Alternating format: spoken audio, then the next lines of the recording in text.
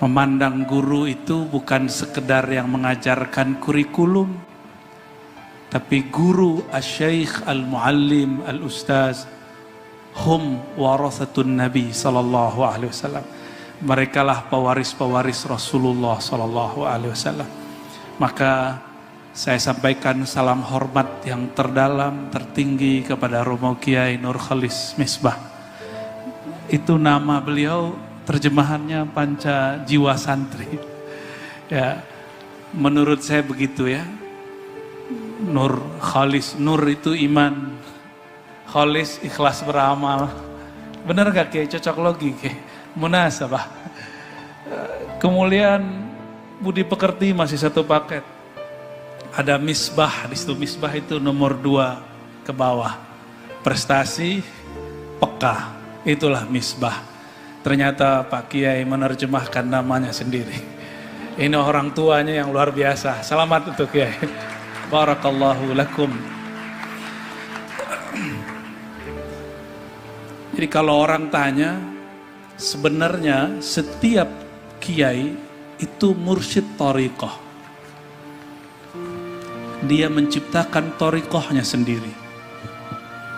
Tapi adabnya santri, la yunsib ilmahu ila nafsihi, bal yunsibuhu ila syaikhihi. Ya, kalau seorang santri dan selama-lamanya, coba tanya Pak Kiai itu, kalau ditanya dalam hatinya selalu menganggap dirinya santri. Makanya masih ngambil tabarruk ke kamarnya Mbah Hashim. Itu kan karena merasa santri. Amal yang pantangan Wahabi aja itu ya. Tabarrukan. Tahu tabarruk nggak santri? Tabarruk itu ngalap berkah. Ya, ngambil berkah dari orang-orang soleh. Dan Sayyidus Shalihin Sayyidina Muhammad sallallahu alaihi wasallam ya. Dan wallahi ma ra'aitu fil alam al-islami aktsarun nas tabarrukan wa ta'adduban illa ahlu turuq as-sufiyyah wa talamiz al-jawiyah. Ya, yang saya lihat orang paling bagus tabarruknya, paling sempurna adabnya. Ini kita udah keliling ke beberapa tempat, bahkan di luar negeri. Orang yang paling bagus dalam 2 hal ini, satu murid-murid tarekat sufi, dan yang kedua santri-santri Jawi. Selamat untuk kalian yang mau jadi santri. Ya.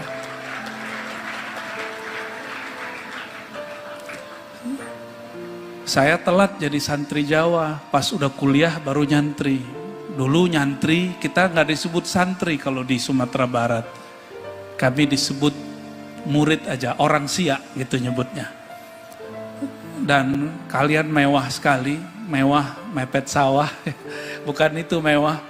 Mewah itu bagi kami, Al-Faqir, Ar-Razi, Hashim, mau ngaji apa aja ada gurunya.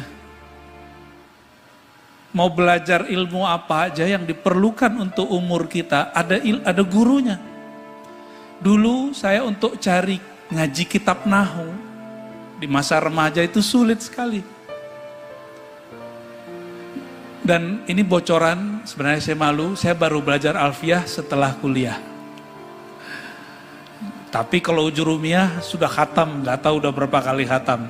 Ya, khatam syarah ini, syarah itu, khatam terus. Tapi kalau alfiyah saya sudah tua baru belajar. Dan kita kagetnya luar biasa.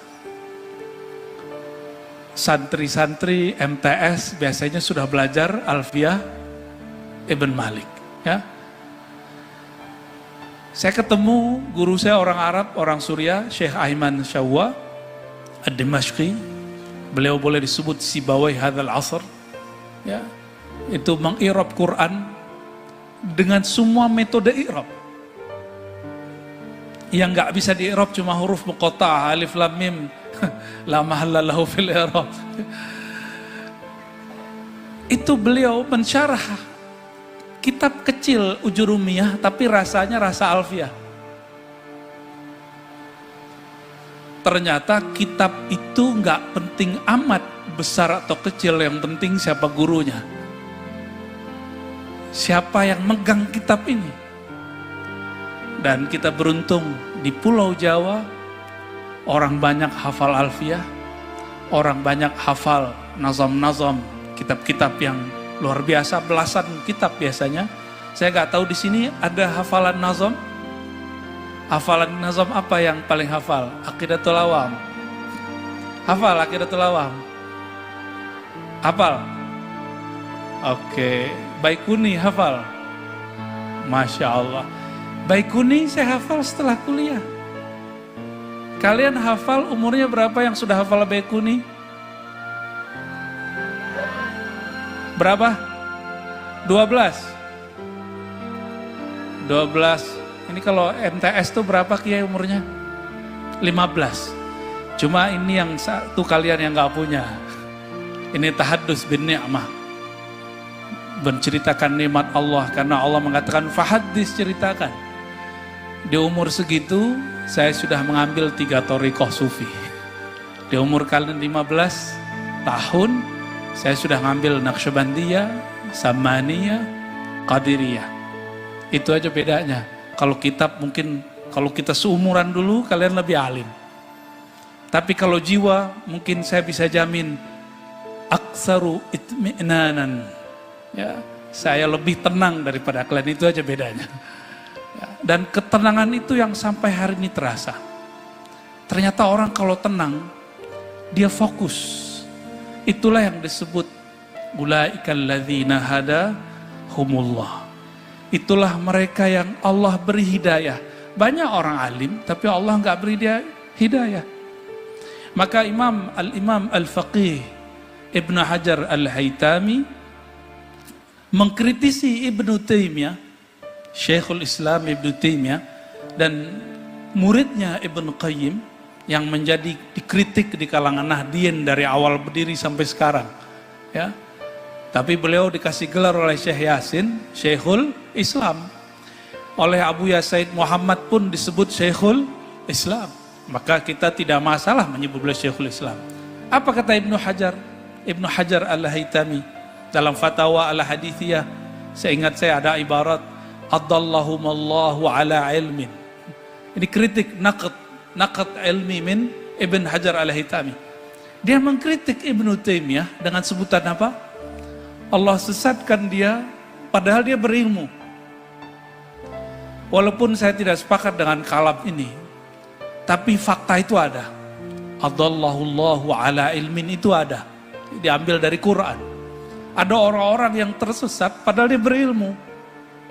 Karena al-ilmu itu hanya di akal. Hanya di sini.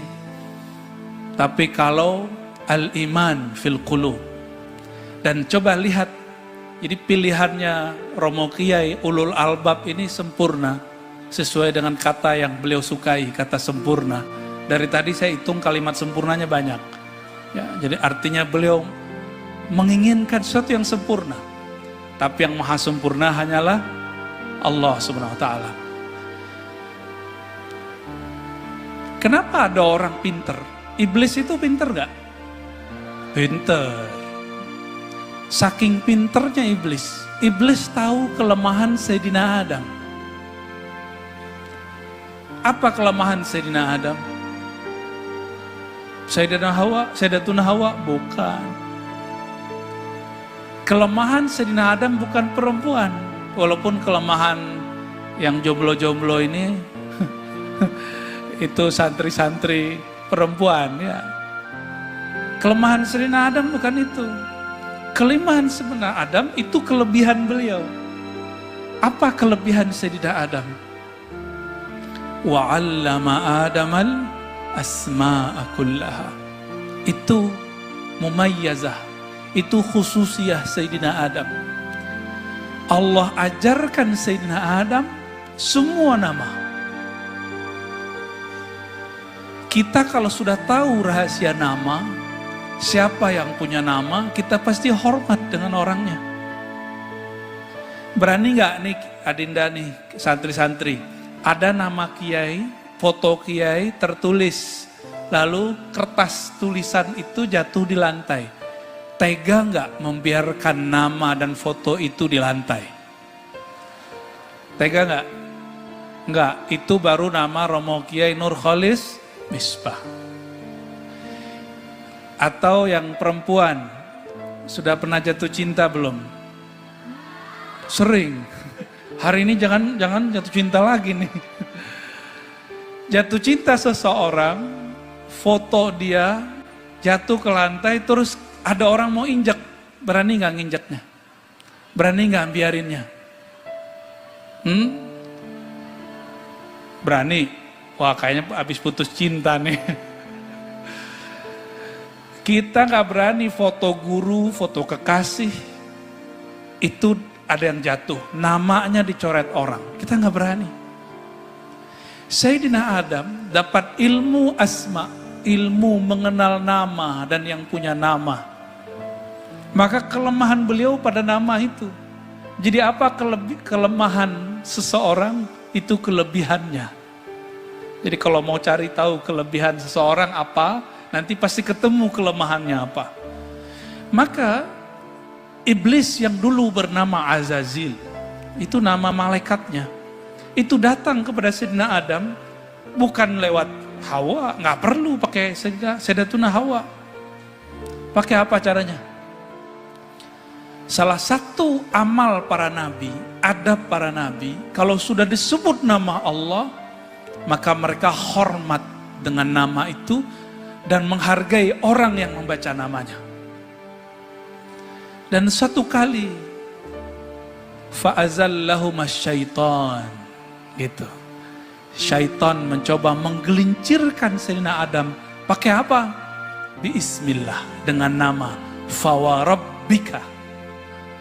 Maka disebut nama Allah. Jadi iblis bersumpah, hei Adam, demi nama Rabbmu. Jadi ternyata Ar-Rabbu itu nama Allah. Ar-Rabb itu al-ismu minal asma, isim dari al-asma'il husna. Makanya Imam Abdul Qahir al-Baghdadi dalam kitab Usuluddin, beliau memasukkan Ar-Rabb sebagai nama-nama awail, nama-nama awal. Rabb. Kalau kita sholat wajib baca Al-Fatihah, ada nama Allah selain Allah dan Rahman. Alhamdulillahi Rabbil. Kata Rabb, Rabbil Alamin.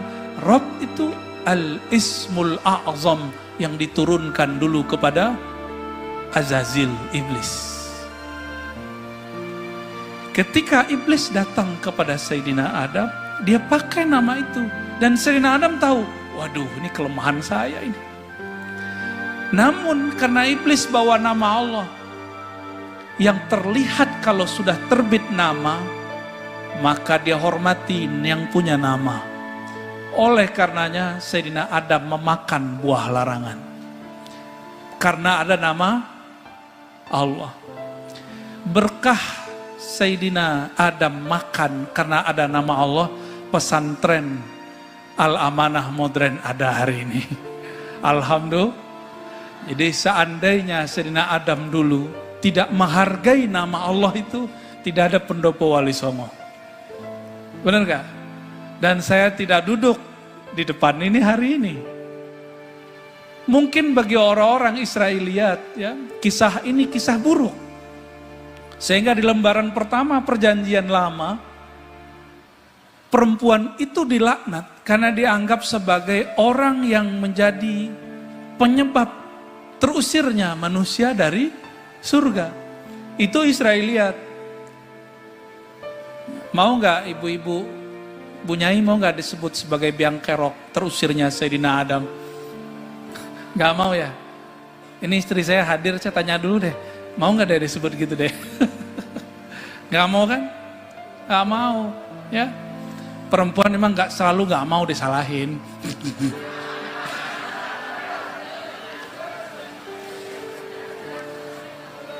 Kalau perempuan nih, ini rahasia kita nih yang cowok-cowok yang lanang-lanang ya. Biar mereka nggak dengar ataupun dengar sama aja ya. Perempuan itu selalu benar. Jadi kalau ada perempuan apa, baca aja Shadaqallahul Azim, Shadaqallahul Azim. Kalian kalau begitu pasti maju. Gak usah tekar banyak-banyak sama perempuan, pasti kalah. Ya. Kelar kalian ya. Sayyidina Adam dalam pikiran orang-orang ahli kitab itu terhina karena perempuan. Tetapi di dalam ajaran ontologi keislaman, ontologi itu bab hakikat, bukan bab akidah. Bukan itu. Justru kamalu Adam bihawa. Sempurnanya Sayyidina Adam itu dengan siapa? Sayyidatuna Hawa. Maka coba cari ustadz yang jomblo pasti dikecengin mulu tiap hari. Ada yang jomblo ustadz? Ada yang jomblo? Jombloan apa jombloati? Oh semangat, berarti lagi promosi itu ya. Wali santri itu ada ustadz yang jomblo. Seneng nggak jomblo? Nggak seneng. Ya, tiap hari diapain orang? Ditanyain nggak? Apalagi kalau umurnya udah lewat. Ya. Sayyidina Adam tidak pernah menyalahkan Sayyidatuna Hawa. Maka jika ada riwayat walaupun sahih yang menyalahkan Sayyidatuna Hawa, pasti itu Israiliyat yang masuk ke dalam Islam. Kenapa? Karena laula Hawa, kalau bukan Sayyidatuna Hawa, itu nggak ada Pak Kiai Romo Nurholis, nggak ada. Nggak ada Mbah Hasyim, nggak ada. Nggak ada Pak Polisi, nggak ada. Pak Lurah, Pak Camat, nggak ada. Nggak ada Syekh Salah, Ismukum Salah. Nah, laula Hawa maulidna, sah? Nah, maka hentikan kajian-kajian yang menyalahkan Sayyidatuna Hawa. Itu disebut al-athar al-israili, asar-asrar Israiliyat. Ya, itu berbahaya. Itu merendahkan harkat manusia. Pantas gak merendahkan ibu sendiri? Saudari kita sendiri? Bunyai kita sendiri kan gak pantas. Ya. Maka kajian-kajian Israiliyat cukup diceritakan, cukup dibacakan, tapi tidak usah kemudian diikuti. Inilah makna ayat salah satunya. Ya. Alladzina yastami'una al-qawla fayattabi'una ahsanah. Ini allazina berarti sekelompok orang yang disebut di ayat sebelumnya, fabashir ibad. Beri kabar gembiralah sang ibad, orang-orang yang dapat gelar ibad. Siapakah mereka? Orang yang dia progres terus. Allazina yastami'un. Seperti yang Adinda santri tahu, yastami'un itu fi'il madhi apa mudhari'? Halo, yang jomblo-jomblo. Yastami'un fi'il madhi apa mudhari'? Mudhari' itu faedahnya apa? Sedang dan akan. Berarti dia selalu, sekarang dan juga nanti. Berarti dia terus. Yastami'un berarti mereka selalu menggunakan samanya. Di situ tidak disebutkan uzun, yang disebutkan istima, sama. Apa beda uzun dengan beda? Orang banyak punya telinga, tapi la yastami'un. Karena istima itu dia kerja dari sifat sama. Sifat sama itu salah satu anugerah Allah yang Allah berikan kepada kita. Salah satu dari sifat ma'ani yang 7. Sifat ma'ani yang 7 apa aja? Yang udah belajar aqidatul awam. Kudrat, iradat, terus ilmun, hayat, sama, basar, oke. Semuanya pasti punya itu, pasti punya kudrat.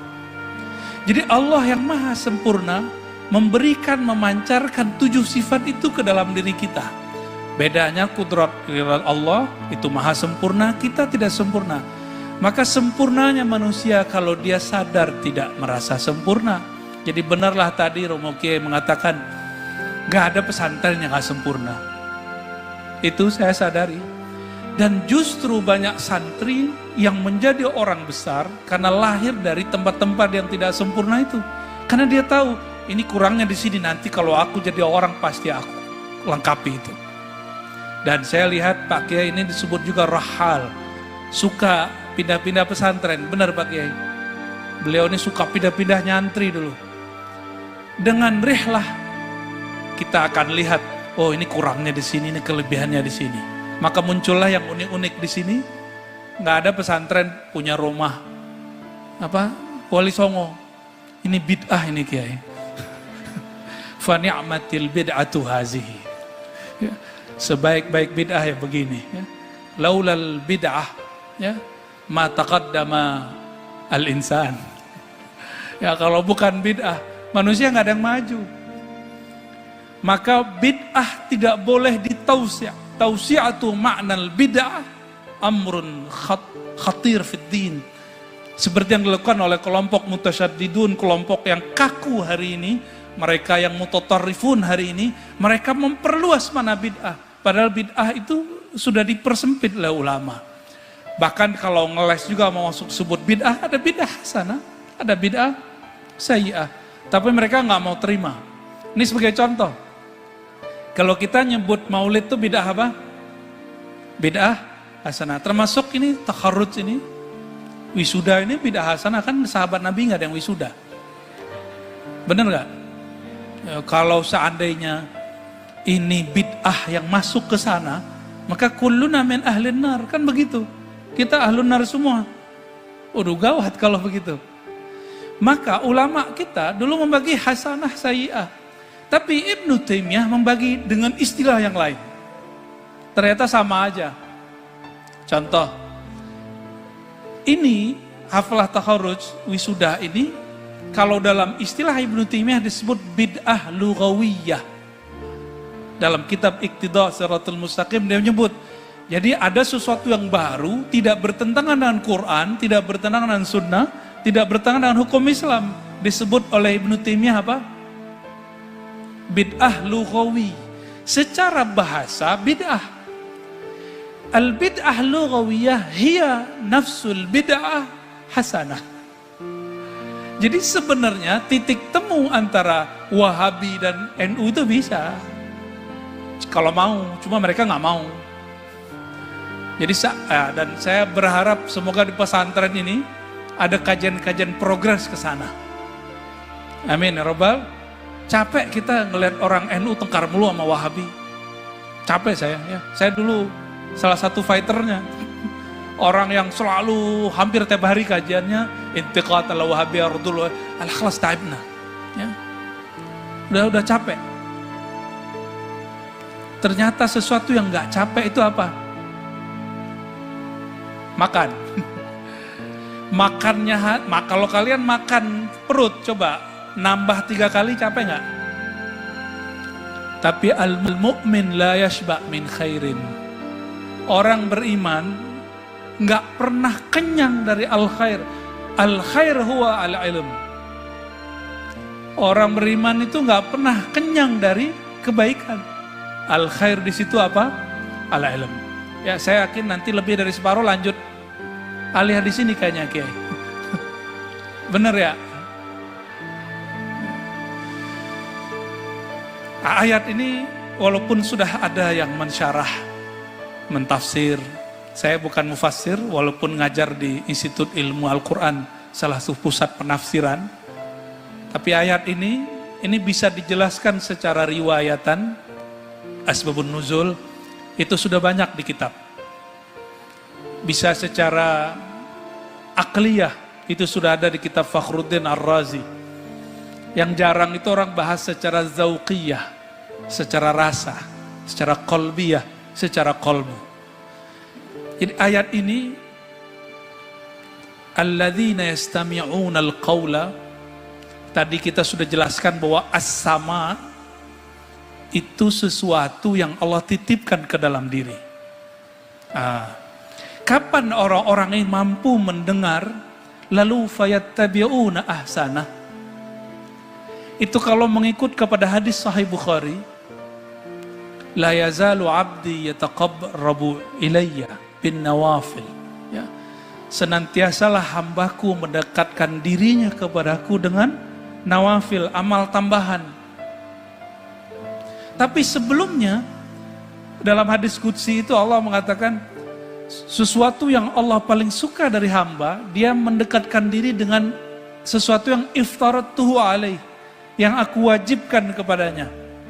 Wajib menurut ahli fikih apa? Sholat. Sholat lima waktu wajib nggak? Wajib. Tapi wajib dalam ilmu rohani lain lagi. Toh ada orang yang sholat tapi celaka, surat Al-Ma'un. Betul? Ayatnya apa? Fawailul. Dia sholat tapi celaka. Terus apa kewajiban yang belum ditunaikan orang ini sehingga dia masih celaka? Maka Imam Nota'illah dalam kitab Lataiful Minan, ini beliau tokoh wali dalam Thariqat Syaziliyah, kata beliau, al-fardu itu dua. Ada fardu secara zahir, ada fardu secara batin. Fardu secara zahir, wudu, sholat, umroh, haji, zakat. Apa fardu secara batin? Itu yang disebut, yang sering kita baca kalau mau tahlilan. Fa'alam annahu la ilaha illallah. Apa kata beliau? Awwalu ma faradallahu 'alal ibad al-ilmu billah. Nah, ini pegang-pegang nih adik-adik santri. Kajian-kajian, beban-beban pelajaran yang diberikan kepada kalian jangan sampai membuat melenceng dari tujuan yang ini. Surat Muhammad ayat 19, fa'lam.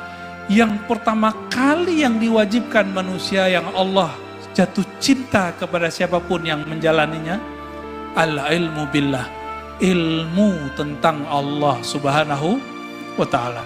Maka orang tua, wali, santri, mohon maaf, mungkin ada yang berniat masukin anak ke pesantren Romo Kiai Nur Khalis ini supaya anaknya nanti santri tapi bisa bisnis, santri tapi bisa jadi pejabat. Itu sudah bagus, tapi ada yang lebih bagus. Niat anak masuk pesantren satu saja. Ayyakuna aliman billah. Dia kenal kepada Allah subhanahu wa ta'ala. Sayyidina Adam karena kenal kepada Allah, iblis tidak kenal Allah. Maka iblis mengira dia telah menggelincirkan Sayyidina Adam. Tapi Sayyidina Adam mengira, enggak, ini kesempurnaan yang mesti saya jalani. Maka Sayyidina Adam karena kenal Allah, walaupun oleh manusia disebut itu takdir buruk, tapi bagi Sayyidina Adam takdir buruk itu penilaian manusia. Tapi di sisi Allah tidak ada yang buruk. Di sisi Allah kullu khair. Semuanya baik. Seandainya dulu iblis nggak menggunakan nama Allah, mungkin Nabi Adam masih di surga. Dan tidak akan ada pesantren, nggak akan ada jodoh-jodohan hari ini, nggak akan ada, nggak akan terjadi, ya, nggak ketemu orang pakai baju batik, itu nggak ada. Ini uniknya, kiai di Jawa pakai baju batik, ya. Tahu gitu tadi saya pakai batik kiai, tapi lumayan. Kalau ini ala Padang ini, ya, udah bawa batik kita, ya. Dan saya senang sekali, guru-guru, ustazah pakai baju batik. Dari awal datang sampai sekarang pakai baju batik. Saya masih ingat tahun-tahun 90-an, kalau ada khotib pakai baju batik, itu makmumnya ulang lagi sholat. Ya benar gak? Sebagian. Di kampung saya begitu dulu. Khotibnya gak bener, gak islami. Ternyata islami gak islami, itu masalah peradaban. Ya, peradaban yang paling penting itu kenal kepada Allah subhanahu wa ta'ala. Dan yang saya unik, tadi saya ngeliat ada topeng-topeng di, ya, wah itu kalau mau Wahabi gawat tuh kiai. Disebut malaikat tidak turun. Dulu kiai kami, Kiai Ali Mustafa Yakub dicandain begitu sama Wahabi. Nggak turun gimana, itu orang banyak patung di rumahnya mati juga kata beliau. Kami bingung, belum connect, masih loading. Ada orang banyak patung di rumahnya mati juga. Baru malaikat maut juga tetap gak takut tuh sama patung. Masuk juga ke rumah yang ada patung dan gambar. Sejak kapan malaikat takut sama gambar sama patung? Maka saya senang Pak Kiai ternyata pengikut Imam Ghazali. Imam Ghazali, beliau mengatakan dalam banyak kitabnya, la yadkhul, ya, tidak masuk siapa? Al-malaikah baitan fihi surah wa kalb, kan begitu ya. rumah yang di dalamnya ada gambar patung atau surah. Ini hadis, kalau dibaca parsial satu-satu, betul, nanti semua gambar, semua patung, semua seni haram. Syukurlah dalam ilmu hadis ada namanya dirayah. Dirayah itu membaca hadis tidak parsial, digabung dulu hadisnya baru ketemu maknanya. Ketemu maknanya dengan thariqah jam'ir riwayat, ternyata di Sunan Imam Tirmizi. Jadi Bukhari, Muslim, Abu Daud, Tirmizi, Nasai. Ini lebih pasnya di Nasai, As-Sunan An-Nasai. Apa kata beliau? Nabi SAW bersabda, ditambahkan di situ, la yadkhul, tidak masuk ya, malaikat ke dalam rumah ya. Al-malaikah baitan fihi suratun tu'bad. Ada lafaz surah. Surah di situ bisa gambar, bisa patung, tu'bad, yang disembah. Maka kalau ada lihat Pak Kiai naro topeng-topeng, mungkin kepala banteng apa, disembah nggak Pak Kiai? Masa Kiai nyembah patung, kan nggak mungkin. Aqidatul awam aja beres, nggak mungkin. Jadi kekhawatiran orang-orang yang baca hadis ini, karena mereka membaca hadis tidak syumuliyah, tidak komprehensif. Inilah yang membuat ustadz sama ustadz tengkar, kiai sama kiai saling hujat. Sekarang lagi ramai masalah habaib sama asyraf. Itu juga masalah yang sama, karena membaca tidak utuh. Oknum-oknum ini kemudian bertengkar. Sudah ada yang pakai pedang-pedang segala di video. Kan gak pantas begitu. Kalau benar mereka zuriat Nabi SAW, ngapain begitu berebut-rebut nasab? Ya, kita doakan mereka cepat-cepat islah. Ya, innamal mu'minuna ikhwah, orang beriman itu bersaudara, apalagi zuriat Abul Mukminin, Ummul Mukminin, keturunannya, bapaknya orang beriman, Sayyidina Muhammad SAW. Ya, ayat ini yastami'unal qaula, kalau mendengarnya cuma dengan ini, belum mendengar dengan yang disebutkan di hadis qudsi. Apa itu? Mendengarnya orang yang sudah dicintai Allah. Jadi ada satu bab di sini, yastami'una al-qaula, itu dengan cara bil mahabbah. Kenapa? Di hadis itu dikatakan, la yazalu abdi yataqarrabu ilayya bin nawafil hatta uhibbahu. Ya. Fa iza ahbabtuhu kuntu sam'ahu alladhi yasma'u bi. Ini kalimat mahabbah. Al mahabbatu miftahul walayah. Cinta itu kunci orang jadi wali. Maka jadi wali gak mesti yang juara hari ini. Imam Sya'rani menyebutkan ada pemaksiat bertahun-tahun maksiat, ketemu seorang syekh waliullah diajar dan kemudian dia cinta kepada Allah Rasul, keluar dari bimbingan beliau gak nyampe sebulan, asbaha waliyan. Bisa jadi wali, karena wali itu cukup cinta. Tapi jadi orang alim, al-ilmu bita'allum, ilmu mesti berguru. Kalau jadi wali enggak. Jadi wali cukup cinta. Beda enggak? Pesantren itu mendidik murid menjadi orang yang muta'allimin, mu'allimin. Maka Adinda ini kalau cerita tentang wali, jangan kebablasan. Wali-wali itu kadang-kadang gak perlu ngaji. Kenapa? Dia ngaji di dimensi yang lain. Dia ngaji di alam lain. Tapi kalau al-ilmu, kata Imam Al-Bukhari dalam Sahih Bukhari, al-ilmu bita'allum, menukil dari hadis Nabi SAW. Ilmu mesti berbita'allum.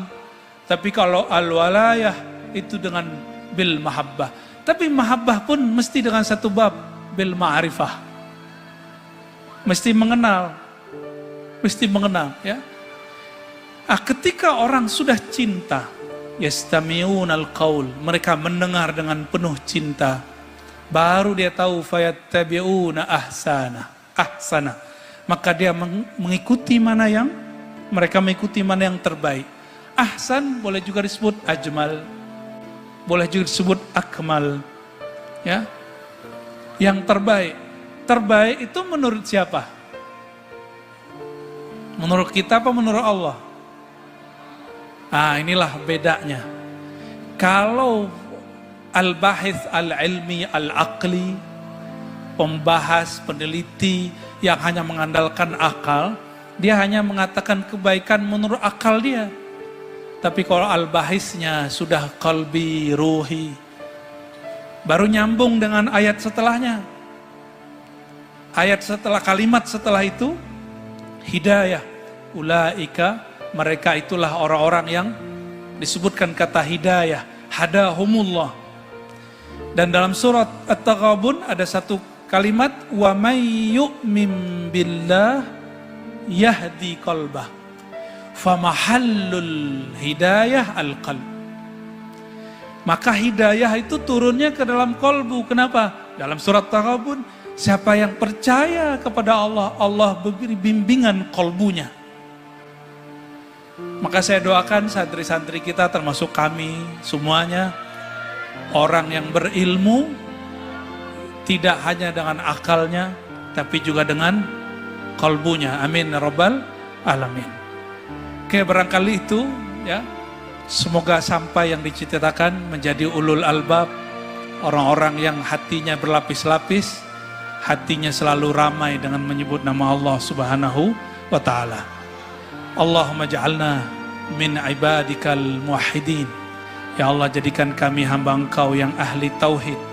Allahumma ja'alna min ibadika ya Rabbana az-zahidin. Ya Allah, berikan kami satu sifat dalam kalbu kami, yaitu tidak cinta kepada dunia. Allahumma ja'alna min ulil albab. Ya Allah, berikan kami anugerah pangkat ulul albab, sehingga kami memandang, memikirkan sesuatu hanya dengan kalbu, dengan bimbingan Engkau, wahai yang membolak-balik kalbu.